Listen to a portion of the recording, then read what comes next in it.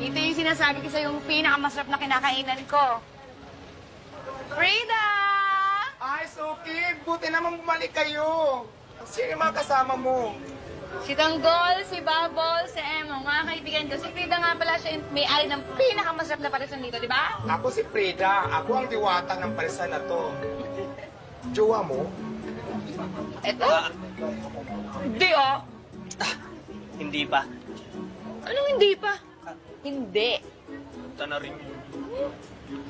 Itong dalawa sigurado ako magjowa to. Hindi po. Kaibigan ko lang po to si Bubbles. Ay, sayang. Kala ko pa naman magjowa kayo. Isang maganda at saka isang gwapo. Pa-order kami ng Paris mo. Sige, sige. Tayo. Sige, Tanggol, Bubbles, upo muna kayo doon na mag-aabang lang kami ng Emo ng bakante. Sige. Apat, ha?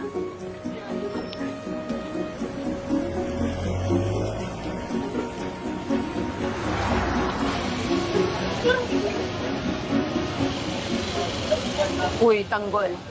Nakita kita kanina. Ang lalim-lalim na iniisip mo dun sa circle. Naisip ko kasi si Mocha.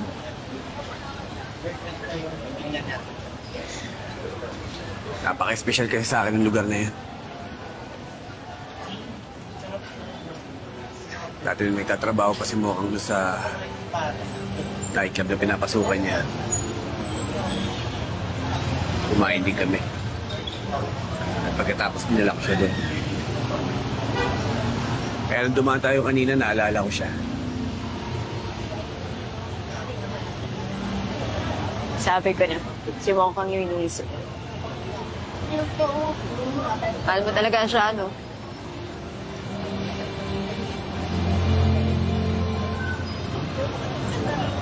Mahal na mahal. Sobrang mahal ko si Mocha. Alam mo, siya ang dahilan kung ba't kami nakulong. Nung tinulungan namin siya para mapagamot ang tatay niya sa ospital. Handa akong gawin ang lahat para sa kanya, Babos. Kahit ubus ko pa ang buhay ko para kay Mocha.